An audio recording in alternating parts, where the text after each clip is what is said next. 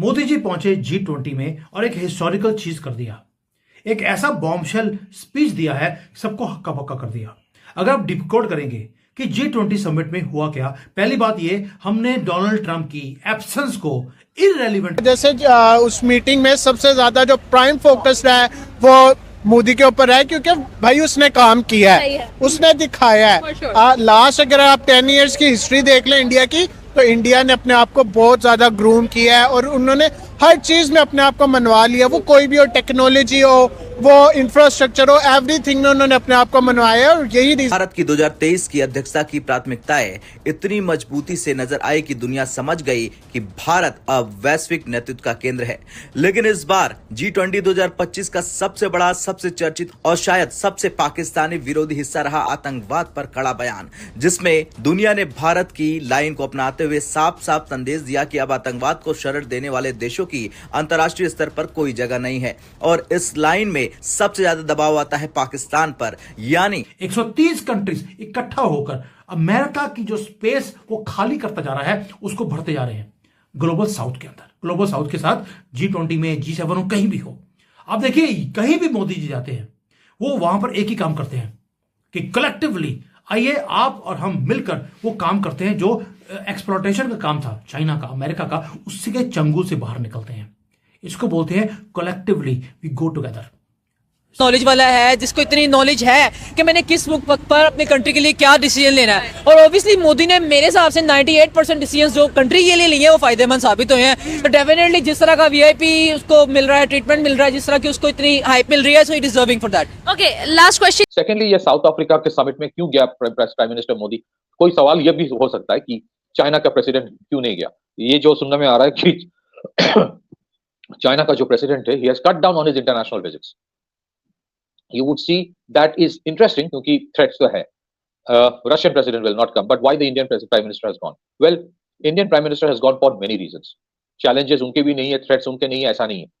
But one critical issue is this: Africa is repository of all kinds of critical minerals. जितने सारे critical minerals है, उसके सबसे बड़ा जो आप बोल सकते हैं cradle, that is Africa. ये जो एक void है, this gives a great opportunity for India to leverage that space for deepening ties between India and African Union.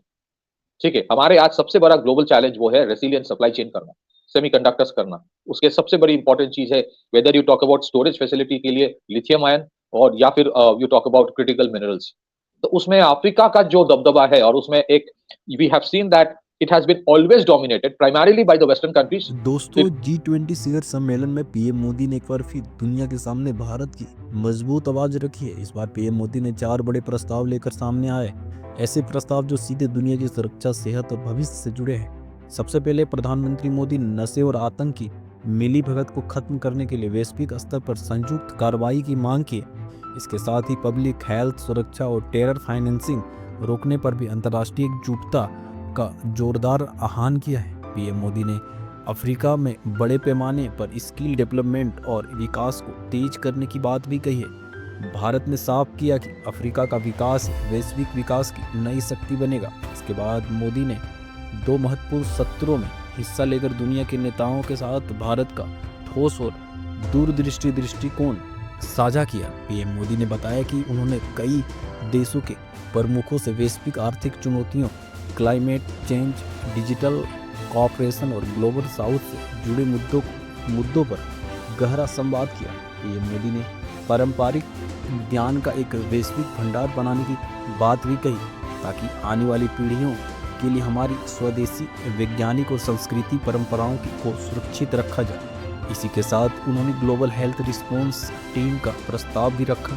ऐसी टीम जो महामारी या प्राकृतिक आपदा के वक्त तुरंत एक्शन में आए और दुनिया की मदद करे।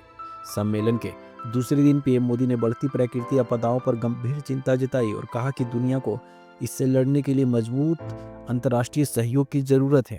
उन्होंने याद दिलाया कि भारत ने 2023 में अपने G20 अध्यक्षीय कार्यालय में डिजास्टर, क्योंकि वहां पे मोदी थे, मोदी ने कुछ ऐसी स्पीच दिया है 6 पॉइंट गेम चेंजर। ये तो हो गया कि क्या हुआ था। अब भारत क्या कर रहा है? अमेरिका ने तो जैसे बच्चे रोते हैं, ओ जी मेरी टॉफी खींच ली, मेरी पेंसिल ले ली, वो वाला काम अमेरिका के प्रेसिडेंट ने किया। लेकिन मोदी लेकर आए सॉल्यूशन। 6 प्रपोजल दिए। पहली बात अफ्रीका को कि आपकी दिक्कतें जो हैं वो ठीक हो सकती हैं अगर हम इकट्ठे मिलकर काम करेंगे 6 पॉइंट्स के ऊपर। 6 के 6 पॉइंट बहुत जल्दी से मैं आपके सामने रखूंगा 2 मिनट में। पहला कि जो नॉलेज है वो किसी यूनिवर्सिटी, हार्वर्ड और ये बड़ी बड़ी यूनिवर्सिटीज हैं, इनके हाथ में नहीं है। नॉलेज हमारे पास थी, एंशिएंट विजडम जिसको बोलते हैं। अगर इसको, मॉडर्न चैलेंजेस को, एंशिएंट विजडम को हम कंबाइन कर दें तो हम इंटीग्रेट कर सकते हैं एक दूसरे की प्रॉब्लम्स को और हम सॉल्व कर सकते हैं। सस्टेनेबल लिविंग अगर हम करें, जैसे हमारा सेंचुरीज ओल्ड मॉडल था, अगर उसको करेंगे तो प्रॉब्लम्स खत्म हो जाएंगी।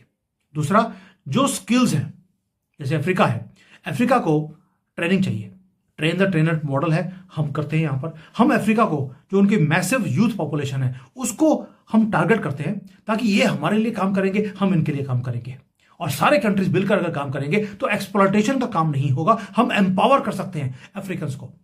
यानी कि अमेरिका रो रहा है पेंसिल खींच ली और हम क्या कह रहे हैं, तुम्हें पेंसिल बनाना ही सिखा देते हैं, तुम्हें छीनने की जरूरत नहीं है, और जो तुम्हारे से कुछ छीना जा रहा है वो छीनने की जरूरत नहीं है। आइए मिलकर काम करते हैं। साथ में हमने बोल दिया कि आगे आगे प्रॉब्लम, हेल्थ की प्रॉब्लम्स आ रही हैं, कोऑर्डिनेटेड वे से हम इमरजेंसी के रिस्पॉन्सेज को कर सकते हैं, which is not very very important according to. Summit के अंदर नहीं है, आपको क्या लगता है कि what are the positive changes we should adopt from the neighbour country? देखिए, जहां तक बात पाकिस्तान की है ना, मैंने आपको बताया कि अगर आप एक ट्रू पैट्रियट है ना, अगर आपको वतन की तरक्की से अपने पर्सनल अफेयर्स को नहीं आप देख रहे, अगर आप वतन को पहले तरजीह रख रहे हैं ना अपनी, तो डेफिनेटली आप चाहे कोई भी फील्ड हो, आप प्रोग्रेस, यही सबसे बड़ी वजह है इंडिया की प्रोग्रेस की वजह। बाकी मुल्कों के साथ वो जिस तरह मर्जी का, लेकिन अपने बारे में अगर अपने बारे में खुद ठीक हो ना, तो फिर आपको कोई स्टॉप नहीं कर सकता किस तरह की भी प्रोग्रेस हासिल करने से। हमारे मुल्क में क्या है, बिल्कुल ही पैट्रियटिज्म, हर बंदा जो भी आता है, सॉरी से भाई मैं ये बात कह रहा हूँ, जो भी आता है वो यही कहता है कि मैं अपना कुछ बना लूँ। कोई अपने अनएम्प्लॉयमेंट के बारे में नहीं सोचता, कोई अपनी पॉपुलेशन ग्रोथ के बारे में। हमारा क्या चीज अंडर कंट्रोल है, मुझे बताएं। इकोनॉमी से लेके आपकी पॉपुलेशन हो गई, पॉपुलेशन लेके अनएम्प्लॉयमेंट हो गई, nothing is in under your control. That needs proper planning. अगर आपके पास प्रॉपर प्लानिंग करने वाला है कोई, मुझे बता दें। हम हर फील्ड के अंदर वो बंदा बिठाते हैं जिसका उस फील्ड से लेना देना ही नहीं होता। इंडिया चैरिटी वर्क किया, उनको हेल्प किया, एड दिया, वो अलग चीज है। But I think now the time has come कि जो गुडविल इंडिया ने कमाया है bye add and other support, institutional support, to translate that into real term investments, जहां पे आप इन्वेस्टमेंट सिर्फ पैसा कमाने के लिए नहीं कर रहे हो, it is for future security of your supply chains. Africa is a continent जो आज चाहता है कि India plays a bigger role, और आप देखेंगे you can see offshoots of that, you can see shoots of that, green shoots. जैसे Morocco में, I am not talking only about supply chain of critical minerals, Morocco में टाटा ने एक जो उनके वीवैप है, व्हील्ड आर्मर्ड पर्सनल कैरियर, उसका एक फैक्ट्री लगा दिया है। वो आर्मर्ड पर्सनल कैरियर जो टाटा बना रहा है, that will be manufactured in Morocco.